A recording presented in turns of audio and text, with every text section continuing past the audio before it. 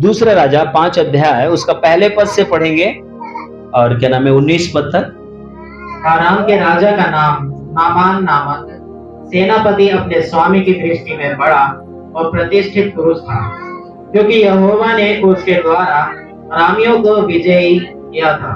वह शूरवीर था परंतु कोढ़ी था। अरामी लोग दल बांध कर इस्राएल के देश में जाकर वहां से एक छोटी लड़की बंदी बनाकर ले आए थे, और वह नामान की पत्नी की सेवा करती थी। उसने अपने स्वामिनी से कहा, यदि मेरा स्वामी सोमरोन के भविष्यद्वक्ता के पास होता तो क्या ही अच्छा होता, क्योंकि वह उसको कोढ़ से चंगा कर देता। तो नामान ने अपने प्रभु के पास जाकर कह दिया, इस्राएली लड़की इस प्रकार कहती है। आराम के राजा ने कहा, तू जा, मैं इस्राएल के राजा के पास एक पत्र भेजूंगा। तो वह 10 किक्कार चांदी और 6000 टुकड़े सोना और 10 जोड़े कपड़े साथ लेकर रवाना हो गया, और वह इस्राएल के राजा के पास वह पत्र ले गया जिसमें लिखा था, जब यह पत्र तुझे मिले तब जानना कि मैंने नामान नामक अपने कर्मचारी को तेरे पास इसलिए भेजा है कि तू उसका कोढ़ दूर कर दे। यह पत्र पढ़ने पर इस्राएल के राजा ने अपने वस्त्र फाड़े और बोला, क्या मैं मारने वाला और जिलाने वाला परमेश्वर हूँ कि उस पुरुष ने मेरे पास किसी को इसलिए भेजा है कि मैं उसका कोढ़ दूर करूं। सोच विचार तो करो, वह मुझसे झगड़े का कारण ढूंढता होगा। यह सुनकर कि इस्राएल के राजा ने अपने वस्त्र फाड़े हैं, परमेश्वर के भक्त एलीशा ने राजा के पास कहला भेजा, तूने क्यों अपने वस्त्र फाड़े हैं? अब वे मेरे पास आए तब जान लेगा कि इस्राएल में एक भविष्यद्वक्ता है। तब नामान घोड़ों और रथों समेत एलीशा के द्वार पर आकर खड़ा हुआ। तब एलीशा ने एक दूत से उसके पास एक कहला भेजा, तू जाकर यरदन में 7 बार डुबकी मार, तब तेरा शरीर ज्यों का त्यों हो जाएगा और तू शुद्ध होगा। परंतु नामान क्रोधित हो यह कहता हुआ चला गया। मैंने तो सोचा था कि अवश्य वह मेरे पास बाहर आएगा और खड़ा होकर अपने परमेश्वर यहोवा से प्रार्थना करके कोढ़ के स्थान पर अपना हाथ फेर कर कोढ़ को दूर करेगा। क्या दमिश्क की अबाना और पर्पर नदियां इस्राएल के सब जलाशयों से उत्तम नहीं है? क्या मैं उनमें स्नान करके शुद्ध नहीं हो सकता हूँ? इसलिए वह क्रोध से भरा हुआ लौटकर चला गया।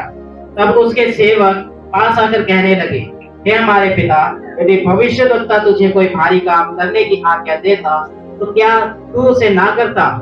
फिर जब वह कहता है कि स्नान करके शुद्ध हो जा, तो कितना अधिक इसे मानना चाहिए। तो उसने परमेश्वर के भक्त के वचन के अनुसार यरदन को जाकर उसमें 7 बार डुबकी मारी, और उसका शरीर छोटे लड़के सा हो गया और वह शुद्ध हो गया।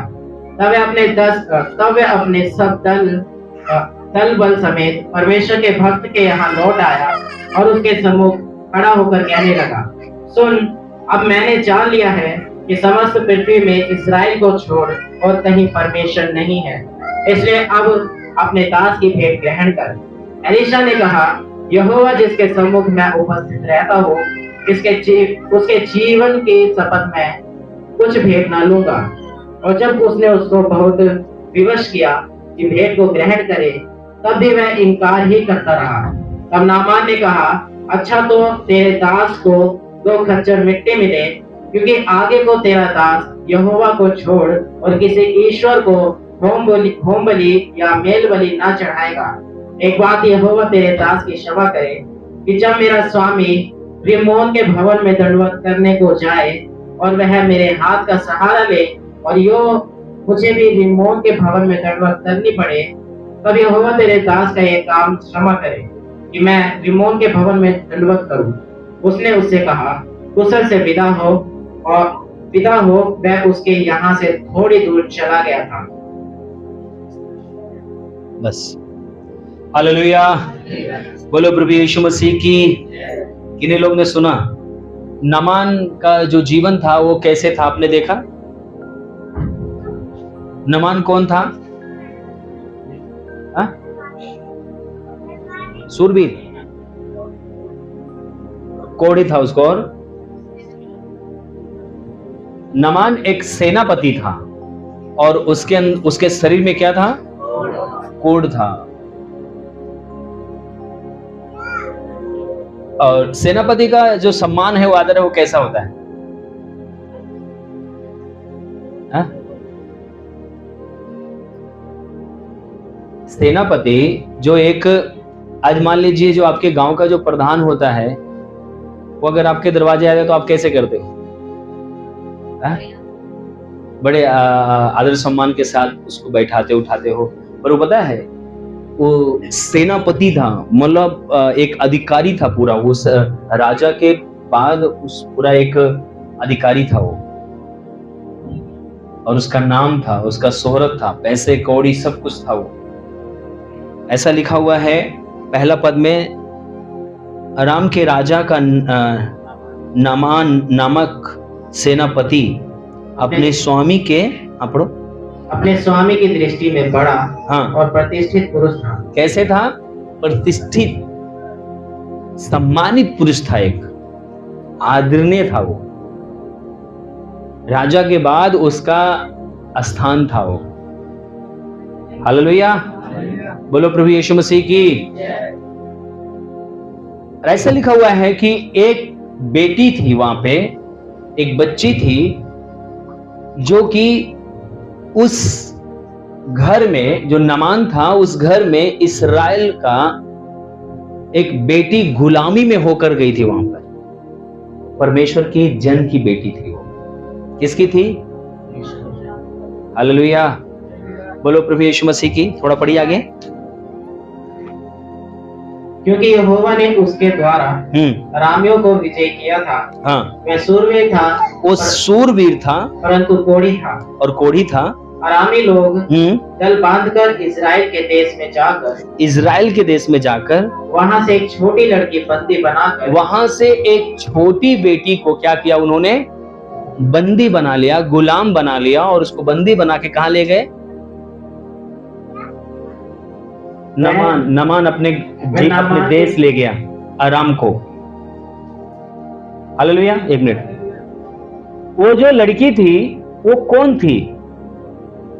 अगर हम उसके बारे में चर्चा करें, बातचीत करें, तो पता क्या थी? वो परमेश्वर की दासी थी, परमेश्वर के दास के घराने की थी, परमेश्वर के दास की बेटी थी। और वो अच्छी तरह से अपने परमेश्वर को जानती और समझती है। समझ रहे हैं? हालेलुया। आज इसके बारे में जब आप चर्चा करोगे, बातचीत करोगे, तो पता है इस बेटी ने पूरे देश को हिला कर रख दिया है, पूरे देश को। परमेश्वर यहोवा का शिक्षा, परमेश्वर यहोवा का भय, परमेश्वर यहोवा का आदर, परमेश्वर का उसको सम्मान उसको सिखाया गया था बचपन में।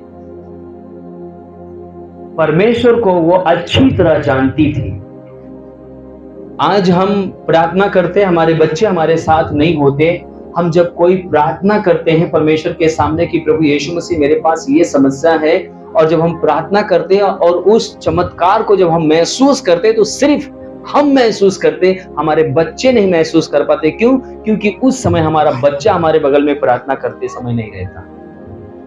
जब हम बाइबल पढ़ते हैं तो उस समय हमारा बच्चा परमेश्वर के वचन को सुनने के लिए नहीं होता।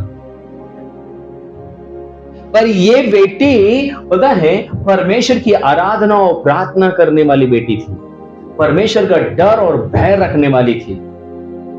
और कहां पर गई है? गुलामी में गई है।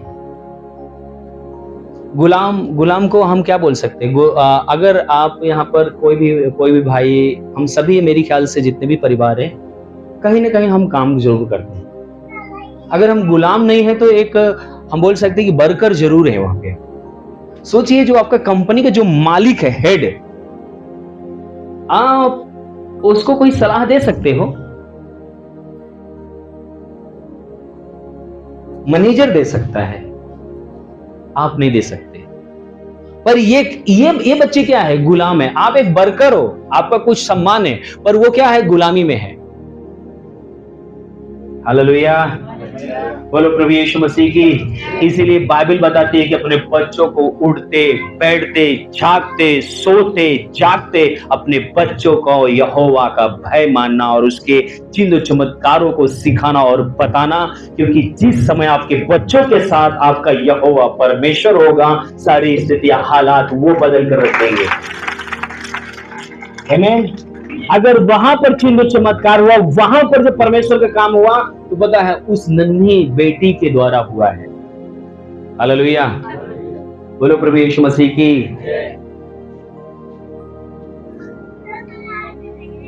अब यहां पर हम अपने बच्चों को किस प्रकार से शिक्षा दे रहे हैं, किस प्रकार से सिखा रहे हैं। यहां पर हमें परमेश्वर बताना चाहता है कि जब उस बेटी को उस नगर से, उस शहर से जब बांध के गुलामी में जब लेके गए, तो पता है उस बच्ची ने नामान कोढ़ी को और उसके वाइफ को एक सलाह देती है।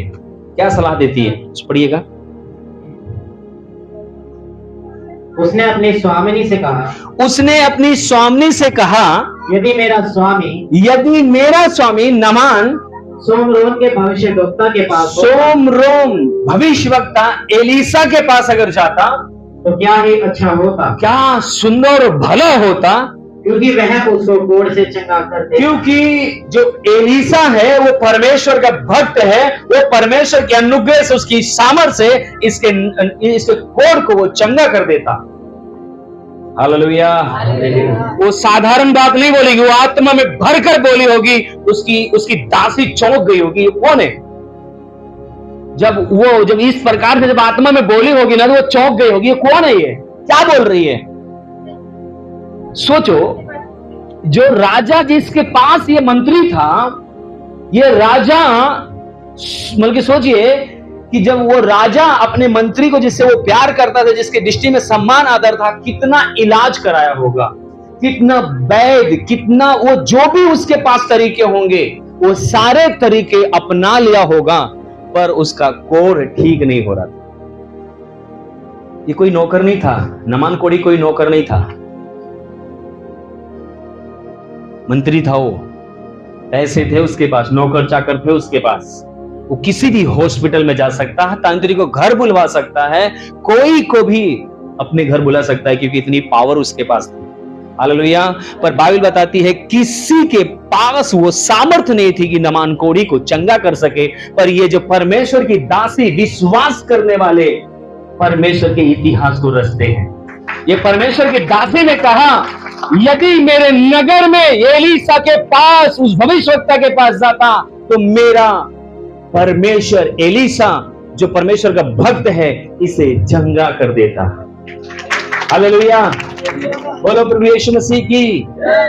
अच्छा, एक बात बताओ, जब आप किसी भाई को, किसी बहन को जब बीमारी में आप देखते हो, तो आप उसको पता है, आपके अंदर, मैं जानता हूं कि आपके अंदर एक जज्बा आता होगा, निश्चय मेरे भवन में, अगर ये प्रभु के भवन में जाएगी तो ये ठीक हो जाएगी, निश्चय आशीषित हो जाएगी।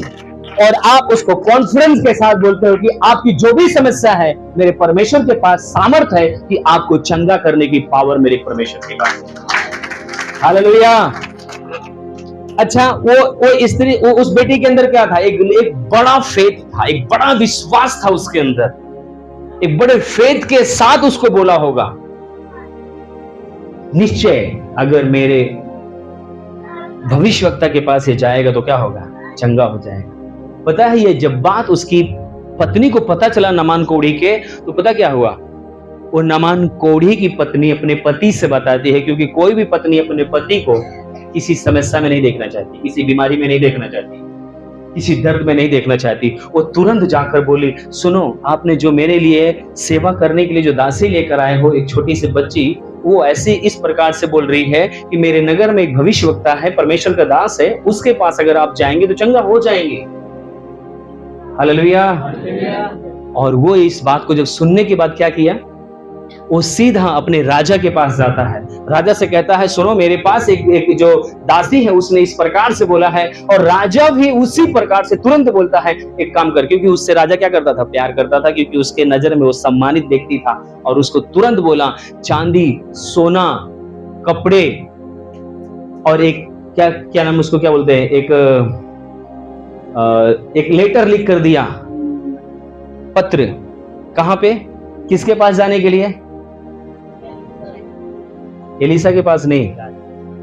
एलीसा जिस नगर में था, जिस गांव में था, जिस शहर में था, जिस देश में था, उसके राजा के पास। कौन सा है, देखना पढ़ना के।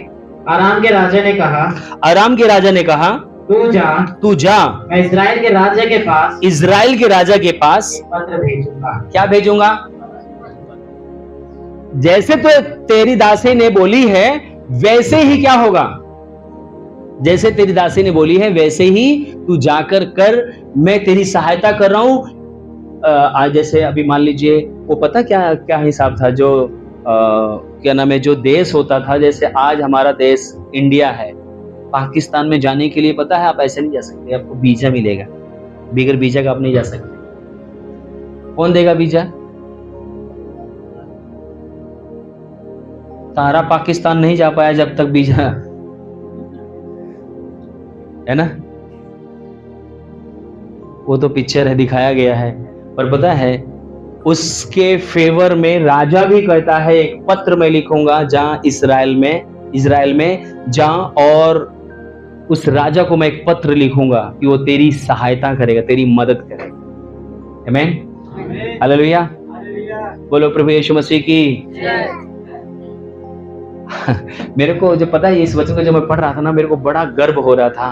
प्रभु तेरा धन्यवाद कि मेरे परमेश्वर के पास बड़े बड़े राजा झुक रहे हैं और कह रहे हैं कि जाओ, हम तुम्हारे लिए कुछ नहीं कर सकते, अपने उसी परमेश्वर यहोवा के पास जाओ। कितनी बड़ी बात है, हालेलुया। वो राजा उस नगर में क्या आराधना करने वाले नहीं होंगे क्या? वहां पर क्या, बल्कि वहां पर किसी को मानने वाले नहीं होंगे क्या? एक मजे की बात है यहाँ पर, अगर आप इसको ध्यान से पढ़ोगे ना, जब मैं पढ़ रहा था तो इसमें देख रहा था कि उस नगर में, जिस नगर में नामान था, उस नगर में किसी और की आराधना होती थी। जैसे बाल देवता की आराधना कर रहे थे लोग, वैसे वो किसी और की आराधना कर रहे थे, पर जीवित यहोवा की आराधना वो लोग नहीं कर रहे थे। पर एक चीज मैं आपको बताना चाहता हूं, हमारा जो परमेश्वर है वो पक्षपात नहीं करता। जहां आप उसको मानने वाले हो, चाहे ना मानने वाले हो, यदि उसके पास आओगे तो खाली नहीं जाओगे। यदि आप उसको जाने हो तो नहीं जाने हो, अगर उसके पास आओ तो खाली नहीं जाओगे, वो आपको आशीषित करके भेजेगा। हालेलुया। नामान कभी भी मेरे यहोवा की आराधना नहीं किया था। नमन किया था क्या? कभी नहीं किया था। हालेलुया, बोलो प्रभु यीशु मसीह की। जब वो पत्र भेजता है तो फिर आगे बढ़िए। तब वह 10 किक्कार चांदी और 6000 टुकड़े सोना। अगर मैं इसका विस्तार बताऊंगा तो बहुत लंबा वचन हो जाएगा, ठीक है। पता है कितनी भेंट थी? जो इजराइल था, इजराइल को जो खरीदने के लिए सोना छोड़ दिए, सिर्फ चांदी कितनी थी पता है? 10 किक्कर थी ना। 2 किक्कर में पूरा इजराइल खरीदा गया था। और कितना किक्कर दिया जा रहा है? 10 किक्कर। सोना की बात छोड़ दीजिए, कपड़े की बात छोड़ दीजिए, सिर्फ चांदी 2 किक्कर में पूरा देश खरीदा गया था। आगे मैंने पूरा लिख कर रखा हुआ है। हालेलुया। मतलब इतना, मैं आपको बताऊं, आपका परमेश्वर के साथ जो कनेक्ट हो गया है, मेरे प्रिय, दुनिया का धन, दुनिया की आशीष आपके पीछे आएंगे। आमीन। आपके सोच से, आपके समझ से, आपके सीमा से बाहर वो ब्लेसिंग देने वाला परमेश्वर है। कभी डरना नहीं, कभी हटना नहीं, कभी पीछे नहीं कदम उठाना। परमेश्वर आपको हमेशा आपके सर को ऊंचा करेगा। आमीन। बाइबल बताती है कि 10 किक्कर चांदी और 6000 टुकड़े सोना, 6000 टुकड़े मिलकर सोना और 10 जोड़े कपड़े साथ लेकर रवाना हो गया। साथ लेकर नामान कोढ़ी क्या किया? इजराइल के लिए क्या हो गया? रवाना हो गया। आगे, और वह इजराइल के राजा के पास वह पत्र ले गया, वो पत्र ले गया जिसमें लिखा था, जिसमें ये बातें लिखी थी, जब ये पत्र तुझे मिले, राजा के लिखा गया कि राजा जब तुझे ये पत्र मिलेगा तब जानना कि मैंने इस देश का राजा नामान का, क्या नाम है, आराम का राजा, नामान नामक अपने एक कर्मचारी को हाँ, तेरे पास इसलिए भेजा है क्या भेजा है? नमान नामक का एक व्यक्ति को इसलिए भेजा है कि तू उसका कोढ़ दूर कर दे। हालेलुया। आप समझने की कोशिश करना, जब तक आप इसको समझेंगे नहीं ना, तब तक आप अपने अपने हृदय को परमेश्वर के लिए नहीं खोल पाएंगे। आपको पता है आप एक विशेष व्यक्ति है। कोयले के खजाने में क्या मिलता है? नहीं, हीरा मिलता है। पता नहीं आपको है? क्या मिलता है? हीरा मिलता है, हीरा। हीरा से बढ़कर आप हो, कोहनूर क्या बोलते हैं? आमीन, हालेलुया। बोलो प्रभु यीशु मसीह की। उस राजा को दुनिया जानती थी, पर एलीसा को कोई नहीं जानता था, जो कोहनूर था। आमीन। कोई जानता था उसको? नहीं जानता था। जैसे राजा के पास संदेश आता है तो क्या होता है? पढ़िए। वह पत्र पढ़ने पर वो जैसे ही पत्र पढ़ता है, इजराइल के राजा ने अपने वस्त्र अपने कपड़े फाड़ लिए और रोने लगा, छाती पीटने लगा। और क्या मैं मारने वाला हूँ और जिलाने वाला हूँ परमेश्वर हूँ? क्या मैं वो परमेश्वर हूँ कि मैं मारता और जिलाता हूँ? मेरे बस में है कि किसी का कोर मैं सही कर सकूं? कि उस पुरुष ने मेरे पास किसी को इसलिए भेजा है कि वो पता है, वो घबरा गया। वो कह रहा है कि ये जो राजा जो दूसरे देश से मेरे पास जो नमान को भेजा है ना, इसलिए भेजा है ताकि मेरे देश से जंग करे, लड़ाई करे। वो कोई ना कोई बहाना ढूंढ रहा है। मैं क्या वो परमेश्वर हूं कि किसी का कोर सही कर सकूं? किसी को मैं मारने और जिलाने वाला हूं क्या? राजा घबरा गया। राजा को दुनिया जानने वाली थी, राजा को दुनिया सलाम करने वाली थी, परंतु जो कोहनूर था वो छुप कर एक झोपड़ी में बैठा हुआ था। हालेलुया। बोलो प्रभु यीशु मसीह की। हालेलुया। मैं आपको बताऊं, परमेश्वर के दीवाने को कोई जानता नहीं है। वो सब कुछ उलट पुलट सकते हैं। जो परमेश्वर से प्यार करते हैं उनके लिए सब कुछ संभव है।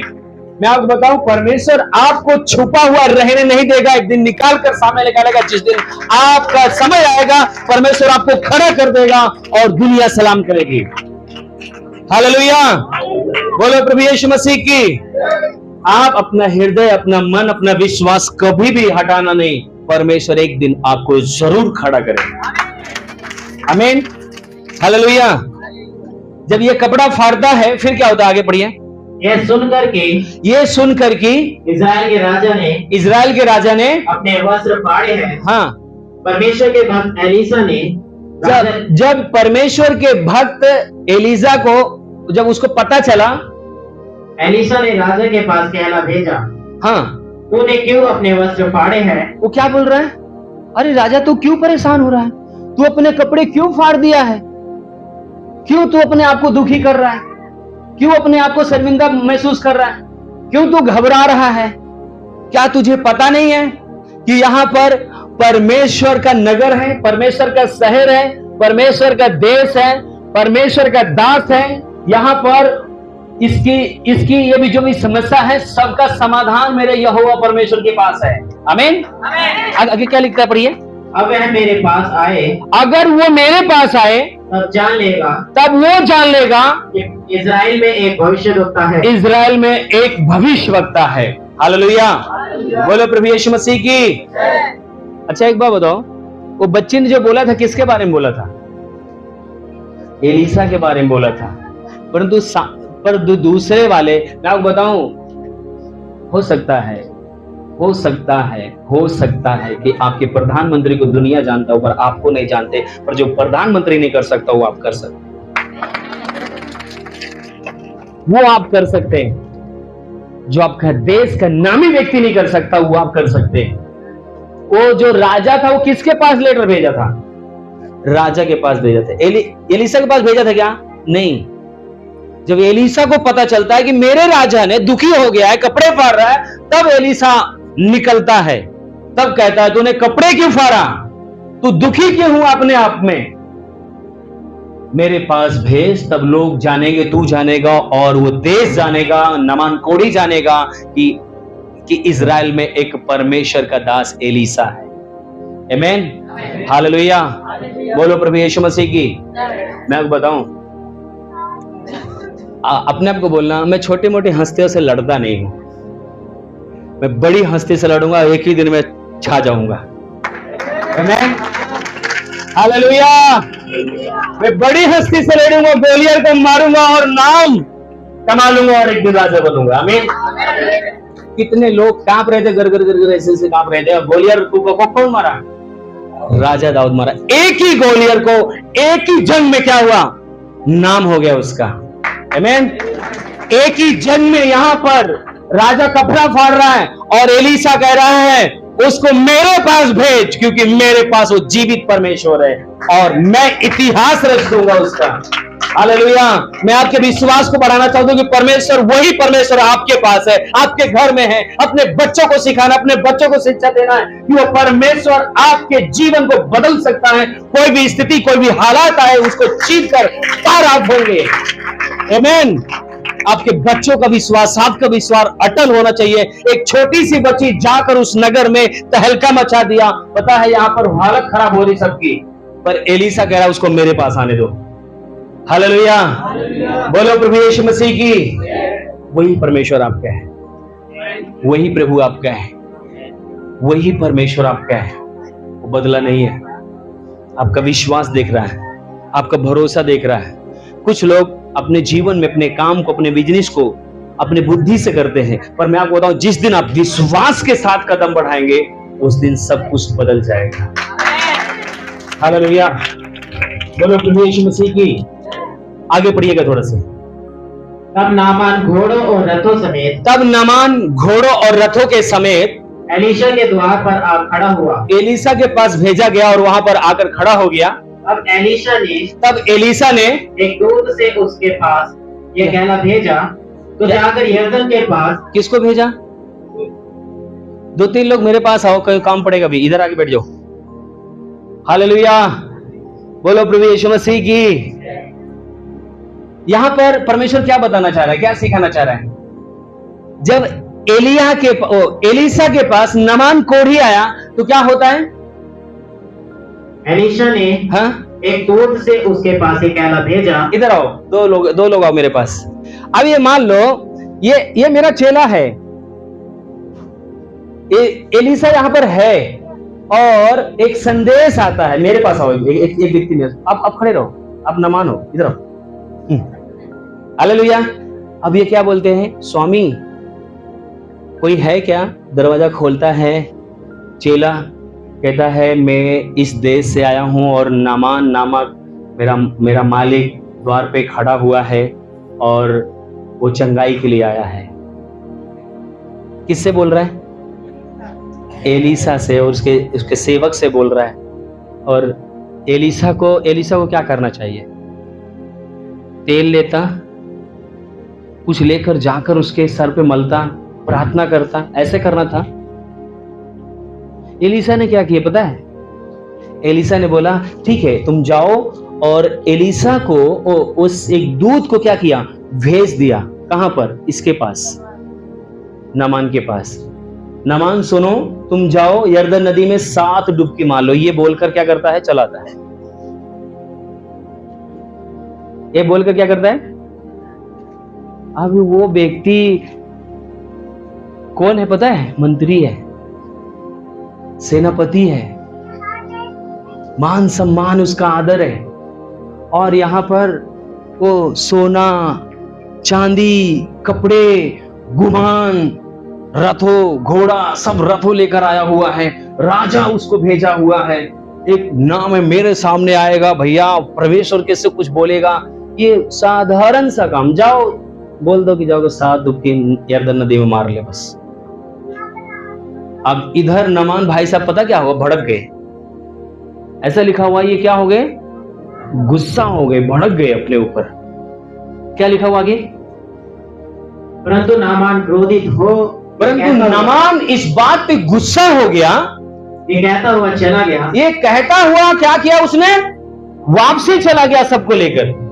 और मैंने तो सोचा था, नमान कहता है मैंने सोचा था कि अवश्य वह मेरे पास बाहर आएगा। नमान सोच रहा है कि अवश्य एलीसा क्या करेगा? मेरे पास आएगा। इधर बेटा, मेरे पास आएगा और खड़ा होकर। और एलीसा क्या करेगा? खड़ा होकर परमेश्वर से अपने परमेश्वर यहोवा से प्रार्थना करके क्या करेगा? अपने परमेश्वर यहोवा से दुआ करेगा, प्रार्थना करेगा, जो भी करना है वो मेरे सामने करेगा। कोढ़ के इस स्थान पर और जो मेरा घाव है, जो मेरा कोढ़ है, उस पे हाथ रखेगा, अपना हाथ फेर कर कोढ़ हाँ। को दूर करेगा। इस नामान के मन में ये बातें थी, पर एलीसा क्या कर रहा है? वो एक सेवक को भेज देता है, जा और उसको बोल दे कि यरदन नदी में 7 डुबकी मार ले। और इतने में महाराज गुस्सा होकर भागने लगते हैं। हालेलुया, बोलो प्रभु यीशु मसीह की। पता है, उसमें से कुछ जो कर्मचारी है उसके, जो उसके साथ काम करने वाले नौकर चाकर हैं, उससे बोलते हैं, महाराज क्या एलीसा ने आपको कोई कठिन काम दिया है क्या? अगर आपको कोई कठिन काम देता तो क्या आप उसको नहीं करते चंगाई पाने के लिए? उसने क्या बोला आपको? एक ही बात तो बोला ना कि जाकर यरदन नदी में 7 डुबकी मार लो, और आप गुस्सा हो गए। और पता है, इस बुद्धिमान व्यक्ति उसके साथ एक था, उसने जो समझाया उसके समझ में आ गया। हालेलुया। अपने मैं बोलता हूं, नामान से हमको सीखने की जरूरत है। नामान के जीवन से भी हमको सीखने की जरूरत है। सबसे पहली बात, नामान ने उस लड़की की सुना, किसकी? गुलाम की। फिर दूसरी बात, नामान ने फिर अपने सेवक की सुना। एक सेनापति होने के बाद आप किसी की सलाह सुनेंगे जल्दी, जो आपसे नीचा है? नामान एक मंत्री है, उसके बावजूद भी पता है आज के डेट में लोग अगर किसी को कुछ बोलते हैं तो वो मानने के राजी नहीं है। सुनेंगे, करेंगे अपने मन का, सुनेंगे, करेंगे अपने मन का। परमेश्वर बात कर रहा है, लोग बात कर रहे हैं, पर वो किसी की सुनने का राजी नहीं है। अगर नामान गुस्सा था और गुस्से में अगर चला जाता तो उसके जीवन में कुछ भी नहीं होता।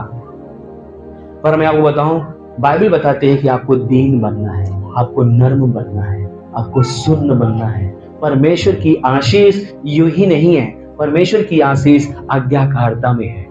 परमेश्वर की ब्लेसिंग आज्ञाकारिता में है। अगर आप आज्ञाकारिता से हटते हैं तो आप अपने आशीष के ऊपर लात मारते हैं, अपनी ब्लेसिंग के ऊपर आप लात मारते हैं, अपनी नौकरी, बिजनेस के ऊपर, अपने स्वास्थ्य के ऊपर पता क्या करते हैं? आप खुद लात मार रहे हैं, और आपके जीवन में शैतान हावी हो जाएगा और आपको उस आशीष से वंचित कर देगा। हालेलुया। जो आपके साथ में रहते हैं उनका धन्यवाद दो। कभी आपको बुरा देखते हैं, कभी आपको गलत देखते हैं, तो आपको सलाह देते हैं। कई बार आपसे आपका जो काम करने वाला भाई है, बहन है, वो कई बार आपको अच्छा देखना चाहता है, वो आपको कई बार सलाह देता है, तो आप उसको तुच्छ नहीं जानना, उसकी बात को सुनना। कई बार ऐसा होता है, इंसान क्या करता है? अपने गुमान में अपनी आशीष को खो देता है। पर जैसे ही नामान गुस्सा हुआ, कुछ दूर जाता है, ये विनती करता है, स्वामी आप क्या कर रहे हैं? क्या अगर एलीसा भविष्यवक्ता अगर आपको कोई कठिन काम देता, कोई कठिन तरीका बताता चंगाई पाने के लिए, तो क्या आप वो काम नहीं करते? आपको एलीसा ने कहा क्या है? आपको एक ही बात तो बोला कि जाके यरदन नदी में 7 डुबकी लगा लो, आप ठीक हो जाओगे। आप गुस्सा क्यों हुए हैं? आपको जाना चाहिए, आपको डुबकी लगाना चाहिए और परमेश्वर की आशीष को पाना चाहिए। आप क्यों आशीष को ठोकर मार रहे हैं? हालेलुया। उसके दिमाग में बात आ गई और वो जाता है, बाइबल बताती है, वो उस यरदन नदी के पास जाता है। क्या लिखा है, पढ़िए।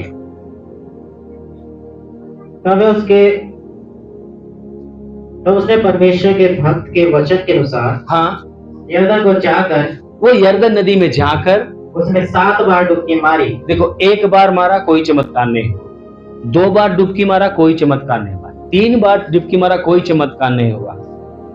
वो जितनी डुबकी मार रहा था बार बार अपने शरीर को देख रहा था। जितनी बार भी डुबकी मार रहा था बार बार अपने शरीर को देख रहा था। अभी भी मैं कोढ़ हूं, 5 डुबकी मार लिया फिर भी शरीर में कोई परिवर्तन नहीं, 6 डुबकी मार लिया फिर भी कोई परिवर्तन नहीं, पर जैसे ही 7वीं डुबकी मारा चमत्कार हो गया उस पानी के। ऐसा लिखा हुआ है, उसका बदन उसका शरीर एक बच्चे की कोमल जैसा जो शरीर होती है उसका चमड़ी, वैसा उसका शरीर एकदम सुंदर हो गया। हालेलुया, बोलो प्रभु यीशु मसीह की। मेरे प्रिय, 7 डुबकी तो 7 डुबकी।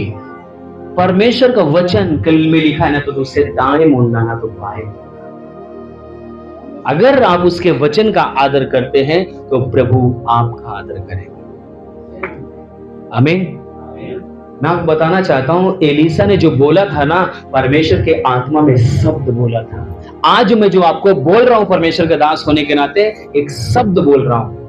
अगर ये शब्द आपके जीवन में जब आप ग्रहण करेंगे तो आशीष को प्राप्त करेंगे।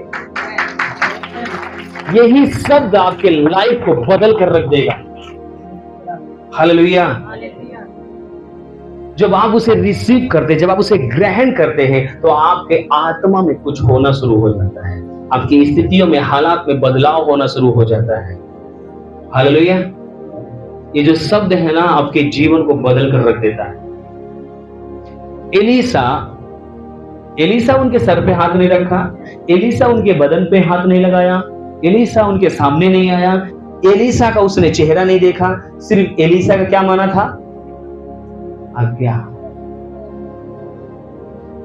हालेलुया, बोलो प्रभु यीशु मसीह की। होता है परमेश्वर की आशीष जब आपके जीवन में आएगी, जब आप आज्ञा पालन करोगे।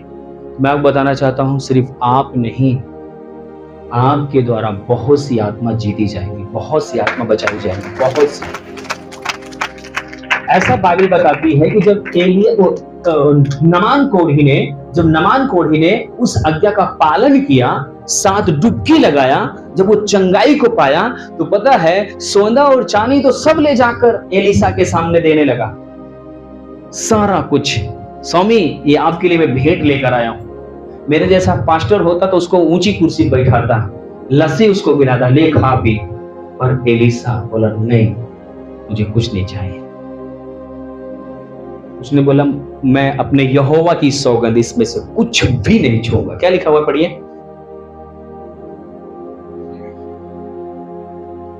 एलीसा ने कहा यहोवा जिसके सम्मुख मैं उपस्थित रहता हूँ, उसके जीवन की सौगंध शपथ, मैं कुछ भेंट ना लूंगा, मैं को एक पैसा इसमें से कुछ भी भेंट नहीं लूंगा। और जब उसने उसको बहुत विवश किया, नमान ने उसको बहुत चरौड़ी किया, बहुत विनती किया, क्या करने के लिए? कि भेंट को ग्रहण करे। तो भेंट को तू ले ले, मैं तेरे लिए लेकर आया हूं, तो भेंट को ले ले। अगर वो चाहता है ना, हालेलुया, अगर उस भेंट को ले लेता तो क्या होता पता है? आज अंबानी से भी ज्यादा अमीर होता। इतना पैसा उसके पास होता, सोचो। और उसने पता क्या किया? बोला मैं इस भेंट को नहीं ग्रहण। विनती कर रहा है वो, भेंट को ले लो, मेरे ग्रहण कर लो। नहीं, मैं नहीं लूंगा। जिस परमेश्वर के सामने मैं खड़ा रहता हूं, उसकी सौगंध में उसमें से एक पैसा नहीं छूऊंगा। और उसने एक पैसा नहीं छुआ। फिर आगे क्या होता है?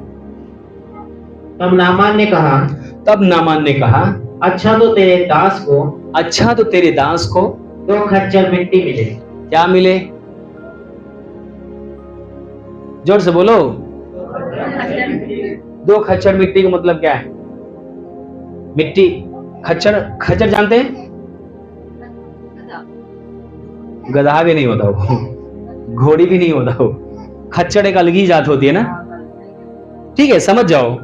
जो गधे के ऊपर आप पुराने जमाने में लोग मिट्टी ढोते थे ना, तो इधर दोनों तरफ जो है ना मिट्टी का एक वो बनाते थे, खुर्द ऐसे कुछ बोलते हैं, खुर्दी। ऊंट तो मैं लाता हूँ, खुर्दी पलट नहीं पाता था, पर भूल गया था, आज उसको खुर्दी बोलते हैं। तो वो क्या है ना, 2 खच्चर मुझे क्या चाहिए? इस यहाँ की जमीन की 2 खच्चर मिट्टी चाहिए। मुझे वो मिट्टी इसलिए चाहिए, मैं आपको बताऊं, उसका कोढ़ ही नहीं चंगा हुआ, उसका कोढ़ ही शरीर का चंगा नहीं हुआ था, उसके अंदर हमारा परमेश्वर उसके हार्ट को बदल दिया था, उसका जीवन बदल गया था, वो उद्धार पा लिया था। उसका शारीरिक चंगाई नहीं हुई थी, उसकी आत्मिक चंगाई हुई थी। वो सिर्फ चंगाई लेके नहीं जा रहा है, वो खुदा को लेके जा रहा है, ब्लेसिंग को लेके जा रहा है। हालेलुया। वो खुद नहीं, पूरे देश को बचाने के लिए तैयारी बना रहा है। हालेलुया। बोलो प्रभु यीशु मसीह की। खुद तो चंगाई पाया है, वो कह रहा है मेरे स्वामी मैं आपसे विनती करता हूं कि मुझे 2 खच्चर सिर्फ मिट्टी दे दो बस। अभी तक सोना मैं दे रहा था, मैं आपको बताऊं आपके सोना से महंगा मेरा मिट्टी है। आमीन। हालेलुया। बोलो प्रभु यीशु मसीह की। जिस बिस्तर पे आप सोते हैं, अगर वहां पे अगर कोई बच्चे को कोई व्यक्ति को लेटा देंगे, वो चंगाई को पाएगा, क्योंकि खुदा ने आपके द्वारा ब्लेसिंग किया है। जिस घर में आप रहते हैं, उस घर के कोई मिट्टी ले जाकर अपने घर में रखेगा, वो आशीषित होगा, क्योंकि वो जमीन आशीषित है। आमीन। हालेलुया। आपके घर की मिट्टी दूसरे के जिले को, देश को बदलेगी, क्योंकि पता है आप एक जीवित परमेश्वर की संतान है। और बाइबल इसीलिए बताती जिस घर में तू जाए उस घर में क्या बोले? कल्याण बोले, क्योंकि तेरे बोलने से उस घर में सब कुछ बदल जाएगा, चेंज हो जाएगा, जीवन चरित्र बदल जाएगा। आमीन। हालेलुया। मैं आपको बताऊं, जिस घर में मैं जाता हूं, परमेश्वर ने मुझे जिस प्रकार से बोला, जरूर उस आत्मा में मैं जरूर बोलता प्रभु इस घर में आशीष आए। अगर वो घर के लोग परमेश्वर के दासों का आदर करने वाले हैं, तो निश्चय परमेश्वर उनको ब्लेस करेगा। क्योंकि बाइबल बताती है अगर वो योग्य नहीं है, तो जो मैंने आशीष बोली वो मेरे तक वापसी आ जाएगी। हालेलुया। बोलो प्रभु यीशु मसीह की। वो क्या कह रहे हैं? मुझे 2 खच्चर क्या दे दे? मिट्टी दे दे। आगे, क्योंकि आगे को तेरा दास, अब आगे को तेरा दास यहोवा को छोड़। क्या हो गया उसके हृदय में? मैं इधर उधर नहीं जाऊंगा, अब जीवित परमेश्वर की आराधना करूंगा। कह रहा है अब आगे से मैं यहोवा को छोड़, यहोवा परमेश्वर को छोड़, किसी ईश्वर को होम बलि या मेल बलि ना चढ़ाएगा। सोच पा रहे हैं आप? सोच पा रहे हैं कि नहीं? जिस देश से मैं आया हूं, वहां पर यहोवा की आराधना नहीं होती है, वहां पर हमारा दूसरा ईश्वर है। पर मैं आज के बाद मैं यहोवा को छोड़ किसी की आराधना प्रार्थना नहीं करूंगा, किसी का नाम नहीं लूंगा, क्योंकि मैं आज यहां पर एक बड़े चमत्कार को पाया हूं। एक बार बताऊं, हमारा आपका परमेश्वर किसी का पक्षपात नहीं करता। आप कौन से जाति से आते हैं, कौन से मजहब से आते हैं, कौन से देश से आते हैं, हमारा परमेश्वर हर एक इस दुनिया में जितने भी व्यक्ति हैं सबसे प्यार करता है, सबसे प्यार करता है। नामान एक दिन भी उसकी आराधना करने वाला व्यक्ति नहीं था, ध्यान रखना। पर नामान ने सिर्फ मेरे प्रभु यहोवा के सेवक की बात मानी थी। किसकी बात मानी थी? अगर आप परमेश्वर के दास की सेवक की बात अगर मानते हैं, तो आप यहोवा की बातों को ग्रहण करते हैं, आप यहोवा की बातों को ग्रहण करते हैं और उसके द्वारा आपको आशीष आएगी।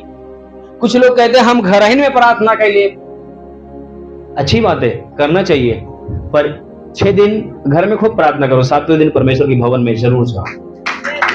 स्पेशल खुदाबंद आपसे बातचीत करेगा। जो टूटा है वो सब जुड़ेगा, जो लूटा है वो सब वापसी आएगा, जो छीना गया है वो परमेश्वर रिवर्स करेगा। आमीन। क्योंकि उसकी सामर्थ जब उतरती है तो सब कुछ बदल कर रख देती है। हालेलुया। वो चाहे गरीबी हो, चाहे बीमारी हो, कोई भी स्थितियां हो, वो टूट जाएगी, बिखर जाएगी, और एक संपूर्ण व्यक्ति एक आशीष पाकर आप जाएंगे। आमीन। हालेलुया। एक प्रकाशन प्रभु और मुझे दे रहा है।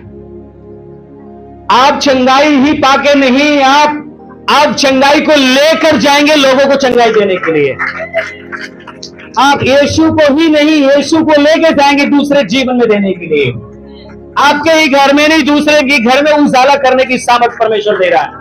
यहां पर बोल रहा है कि मैं आज से, अच्छा एक बात बताऊं, जब नमान वहां जाएगा, वहां पे लोग किस नजर से उसको देखेंगे? वाह, कैसे हमने इसको भेजे थे, आज इसका जीवन कैसा हो गया, कोड से भरा हुआ था, वाह कितना सुंदर लग रहा है। आजकल का जितना भी ब्यूटी पार्लर है सब फेल है, खुदा ने उस प्रकार से उसका मेकअप किया हो, है कि नहीं? जितने भी ब्यूटी पार्लर है आज, जितने भी आप जाते हो, कैसे भी जाते हो, आप सुंदर निकलते हो ना। मैं कह रहा हूं उस पानी से निकला होगा तो कितना बेहतर सुंदर निकला होगा। हालेलुया, बोलो प्रभु यीशु मसीह की, बोलो मेरा परमेश्वर भला है, वो आपके जीवन में शांति, सुकून, सब कुछ देना चाहता है। आमीन। अच्छा एक बात बताओ, आपको इस कहानी में क्या मिलता है? आपने क्या सीखा इस कहानी से? आप क्या लेके जाओगे आज? नामान ने क्या किया? सबसे पहले नामान ने विश्वास किया। किसके ऊपर? सुसमाचार के ऊपर, उस बेटी के ऊपर। नामान के जीवन को देख लेना कि वो एक मंत्री होने के बावजूद भी एक गुलाम की बात सुनता है और वो मानता है, विश्वास करता है। सुसमाचार आपके बंधनों को तोड़ देता है, सुसमाचार आपको आजाद करता है, सुसमाचार आपको, आपके जीवन को परमेश्वर के साथ कनेक्ट कर देता है। आमीन। सुसमाचार आपके अंधियारों को मिटा देता है, सुसमाचार आपकी हर एक स्थिति को तोड़ देता है। एक छोटे से सुसमाचार लड़के ने बताया, उसका इतिहास बदल गया। और पता है जिस समय वहां पर गया, वो बेटी बनाया, वो राजा तक परमेश्वर की इबादत करना शुरू कर दिया। हालेलुया। वो सामर्थ आपके अंदर है, वो बल आपके अंदर है, वो परमेश्वर आपके अंदर है, वो विश्वास आपके अंदर है। वो आप हैं जो इतिहास को बदलने वाले हैं। आपके द्वारा लोग विश्वास करेंगे, जीवन को पाएंगे। हालेलुया। मैंने एक बात सुना है, अच्छा चरित्र नहीं, बुरी संगति अच्छे चरित्र को क्या करता है? पर आप वो दीपक हो, अंधियारे में चलोगे तो लोग गिरेंगे नहीं। वो अंधियारे में थी, वो ऐसे स्थान पे थी जहां पर यहोवा को मानने और जानने वाले नहीं थे, परंतु एक ऐसे दीपक बने कि पूरे देश को रोशन कर दिया उसने।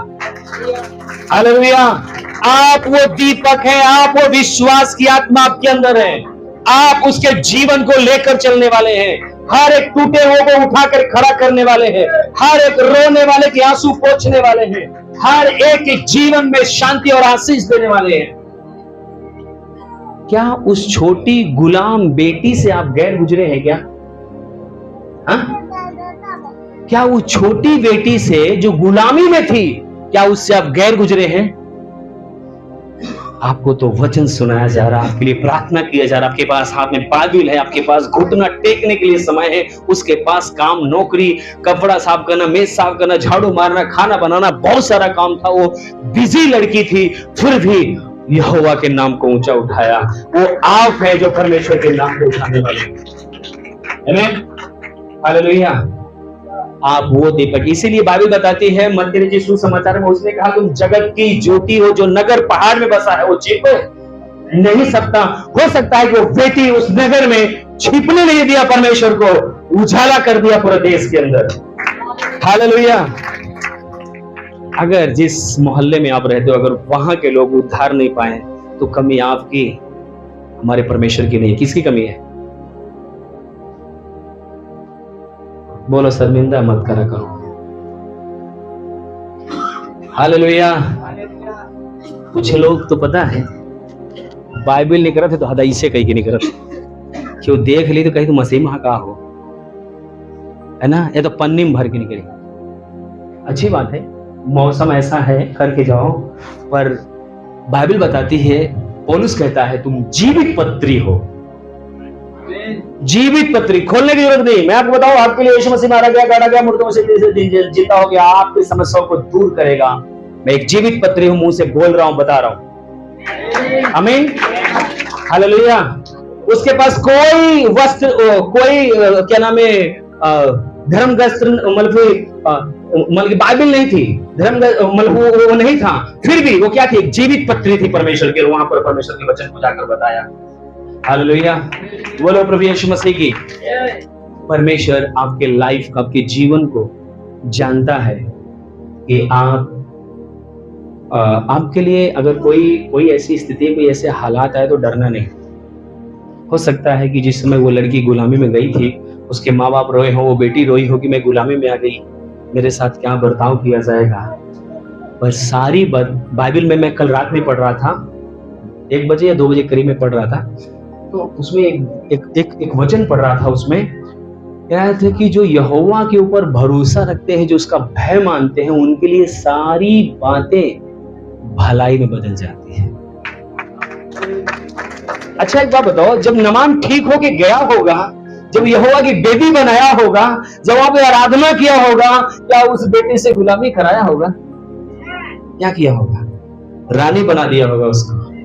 मेरी बेटी, तेरे वजह से तो मेरा देश उद्धार पाया, तेरे वजह से मेरा जीवन बचाया गया है, तेरे वजह से हम आशीषित हुए हैं, तो मेरी आंखों का तारा बन के रहे। हालेलुया।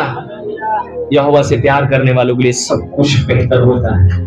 परमेश्वर से प्यार करने वाले के लिए कभी भी बुराई कोई भी करे, सब कुछ भलाई में बदल जाए। आइए हम खड़े हों, प्रभु से प्रार्थना करेंगे। प्रभु